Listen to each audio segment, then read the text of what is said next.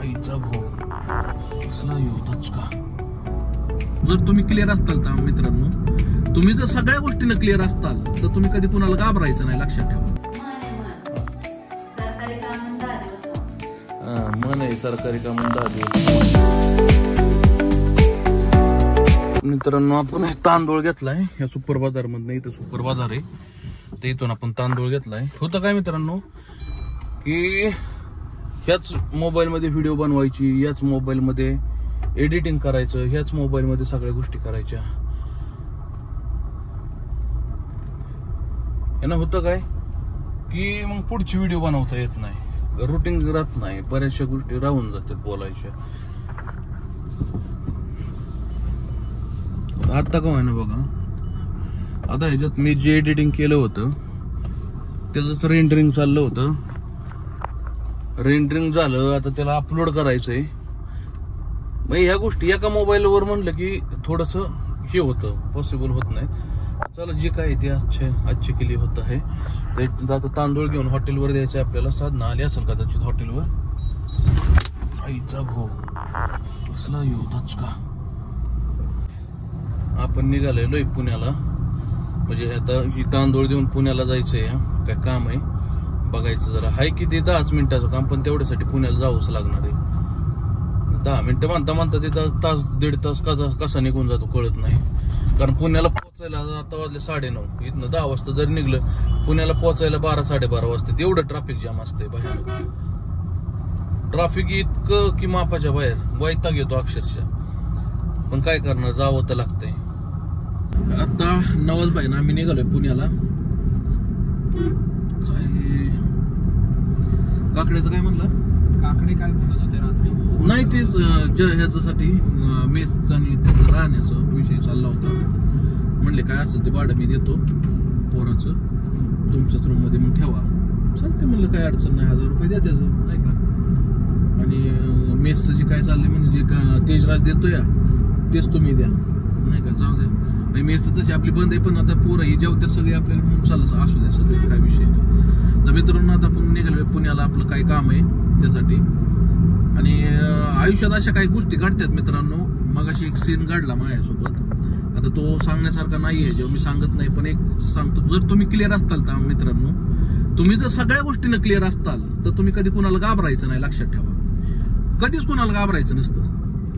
तुम्ही जर सगळं क्लिअर आहे, तर तुम्ही जर सगळ्या गोष्टीनं चालताय, व्यवहारिक काही सगळ्या गोष्टी या, तर तुम्ही कधीच कुणाला घाबरायचं नाही. स्पष्टपणे उत्तर द्यायला शिकायचं. की तो गेला उडत, काय घेणं देणं नाही मग आपल्याला, लक्षात ठेवा. फक्त स्पष्टपणे तुम्ही तुमच्या मतावरती ठाम राहा. तुम्ही जर क्लिअर आहे तर. नवाजबाईनं बघितलं की मगाशी काय विषय झालता काय नाही, म्हणजे ते ऐकत होता. तू ऐकलं ना मगाशी, मी आतमध्ये गाडीत बसून माझा फोन चालला होता, तू बाहेर नाही ऐकलं होतं ना. क्लिअर राहणं गरजेचं आहे मित्रांनो. घाबरायचं नाही कधी कोणाला. एक गोष्ट लक्षात ठेवा, फक्त लाबाडी करायची नाही आयुष्यात.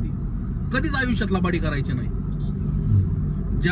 काय होतं, ज्या दिवशी तुम्ही लबाडी करायला चालू करता मित्रांनो, तुम्ही सगळं उलट फुसुलट होता. आयुष्यात अडचणी सगळ्यांना येतो, सगळ्यांना अडचणी येतं. फक्त लबाडी कधी कोणाशी करायची नाही. एक गोष्ट, स्वामींचं नाव घ्यायचं, देवाचं नाव घ्यायचं, आणि तुम्ही फक्त लढत राहा, बाकी काय नाही. कारण खूप अडचणी येतात. आयुष्य चढ उतार राहणार, सगळ्या गोष्टी होणार. पार तुम्ही झिरो येणार, तुम्ही पार टॉपला जाणार, सगळ्या गोष्टी होणार. ह्या 0 ते टॉप आणि टॉप ते 0 मधला जो काळ आहे ना, हा खूप कठीण असतो मित्रांनो. आणि त्यावेळेस तुम्ही तुमचं मन परिवर्तन करता कामा नये. तुम्ही जे तुमचा ठाम निर्णय आहेत, जे तुम्ही ज्या गोष्टी क्लिअर राहताय, व्यावहारिक राहावा किंवा सगळ्या गोष्टींना कसंही राहावा. तुम्ही क्लिअर राहायला शिका पहिलं. म्हणजे दुनिया तुम्हाला झुकवायचा प्रयत्न लय करते, झुकायचं नाही, लक्षात ठेवा. जर तुम्ही क्लिअर असताल तर. लय मोठा सिद्धांत आहे आजचा. कॅम्प एरिया आहे बघा हा. लाईन किती, 1 2 3 4 5 6 लेन झाल्यात. 6 लेन. इतकं ट्रॅफिक होतं की आज जवळपास तास 2 तास लागतोच यायला इथं. म्हणजे सासवडवरून नुसतं जेडफीला यायला 2-2.5 तास जातात. इतकं ट्रॅफिक भयानक. काय करणार, कारण इथं रोड रुंद आहे. पुढे जाऊन डिवाइड होत्या 2 ठिकाणी. एक सरळ जातो HGS मॉल कडे कॅम्प मध्ये, आणि एक जातो पोलगेट कडे. त्याच्यामुळे तिकडची जी लेन आहे त्या साईडची त्या बाजूची ती लेन इकडं घुसती आणि ही जी लेन आहे सरळ चाललेली ही लेन तिकडं घुसते पुढे जाऊन दोन्ही क्रॉस कनेक्शन होतं त्याच्यामुळे ही एवढं ट्रॅफिक होतं या काय करायचं याच्यावरती काहीतरी केलं पाहिजे ना रूल काढला पाहिजे काय काहीतरी किंवा ओव्हरब्रिज केला पाहिजे काहीतरी याच्यात मार्ग काढला पाहिजे पुण्यात तुम्हाला खोटं नाही सांगत डेव्हलपमेंटच्या नावाखाली 0 आहे पुणे सध्या रोड इन्फ्रास्ट्रक्चर मध्ये 0 आहे अक्षरशः वैतागतात लोक पुण्यात तुमच्या बिल्डिंग मोठ्या होत्या तुमच्या IT पार्क येत्या तुमच्या कंपन्या येत्या त्याला काही महत्व नाही जोपर्यंत त्याला कनेक्टिव्हिटी जर व्यवस्थित नाही तर त्याला काहीही म्हणजे 0 आहे सगळं त्याच्या पुढं कनेक्टिव्हिटी जर तुमची नाही जर तुम्हाला नुसतं इथून पुण्याच्या बाहेर पडायला 3-3.5-4 तास लागतात तर त्या कनेक्टिव्हिटीला फायदा काय हा ज्या गोष्टी 10 वर्षापूर्वी व्हायला पाहिजे होत्या त्या गोष्टी तुम्ही आत्ता करताय काय म्हणायचं हा ते तरी कुठं करतायत करतायत ना आत्ता करतायत आतलं इन्फ्रास्ट्रक्चर बघा आता आपली गाडी ह्या लेनला आहे आता आपल्याला जायचं पलीकडे सरळ आता पलीकडची जी लेन आहे बघा ती इकडे घुसल आता इथून कसं निघायचं बाहेर माणसानं आता ही बघा जायची पद्धत त्यांची हाय दम धीर नावाची गोष्ट बघा आणि ही बघा बसते भीक मागे इथं पोलीस स्टेशन आहे मित्रांनो चलन फाडायला पडदेशीने पुढे येतील सगळी पण अशा गर्दीच्या मोक्यावरती कधी कोण गर्दी काढायला ट्रॅफिक मोकळ करायला कधीच नाही दिसत लोक फक्त चलन फाडायला तुम्हाला दिसतील नाक्यावरती अरे थोडस यार लोक म्हणजे चोर नव्हेत जे चोर आहेत तर तुम्ही त्यांना धरा ना हा गाडी चालवतात ना नाही तर कायदा ना त्याच्यावरती तुम्ही गाडी चालवूच नका पहिलं तुमचं ट्रॅफिक व्यवस्थित करा ना आणि मग तुम्ही चलन फाडा माणसं कशाला बिनमोखर जातेली मित्रांनो आपण गेलो पुण्याला दुपारी आलो 3-3:30-4 वाजता आलो घरी येऊन थोडस बसलो होतो जरा डोकं वगैरे दुखत होतं कारण काय पुण्यात गेलं की काय सरकारी दप्तरमध्ये सरकारी ऑफिसामध्ये आपल्याला किंमत नाही अशी झाली तरा ठीक आहे म्हणजे त्यांचं काय झालंय की आजचं काम उद्याहून उद्याचं काम परवाहून पुढच्या आठवड्यात ह्याहून त्याहून असलाच विषय चाललाय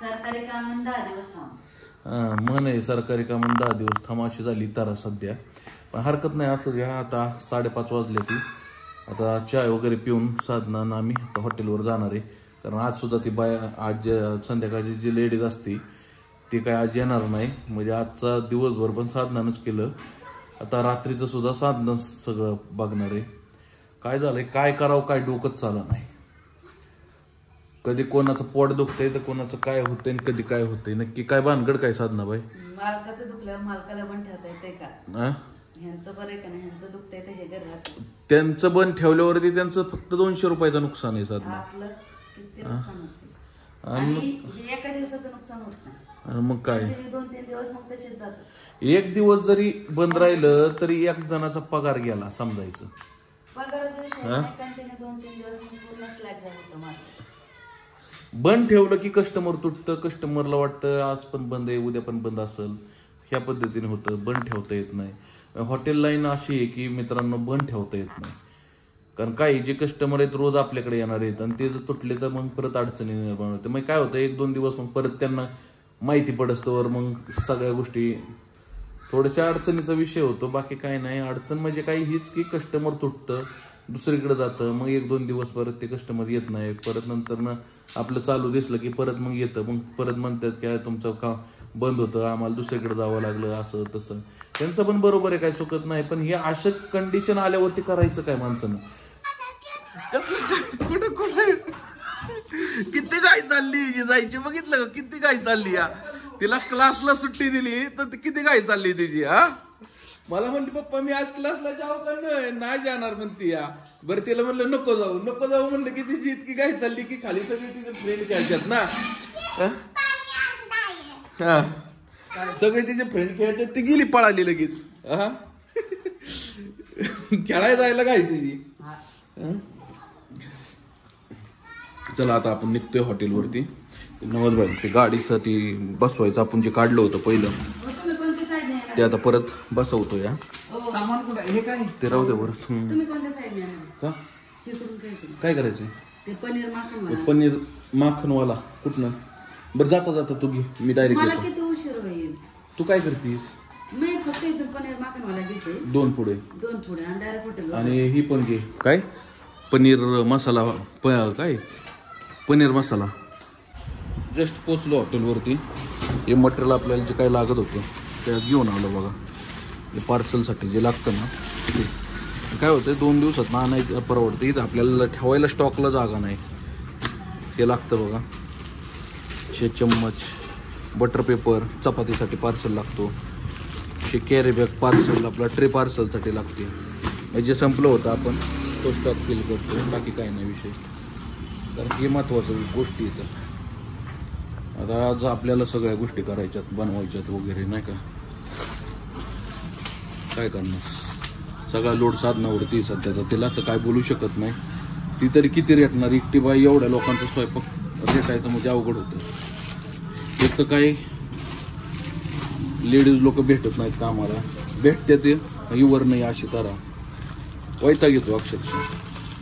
चला आपण कांदा वगैरे कापून घेतो. झालं सगळं बनवून बघा. हो का पनीर टोमॅटो चटणी आणि दाल तडका सगळ्या गोष्टी बनवल्या मी. कारण साधना चपातीत घुसली म्हणून म्हटलं चला आपण बनवूयात. आपण ऑलराऊंडर आहे तसं काही विषय नाही. सगळं जमतं आपल्याला. आता डबा पार्सल आहे तो पार्सल करतो पहिला नंतर बोलू आपण.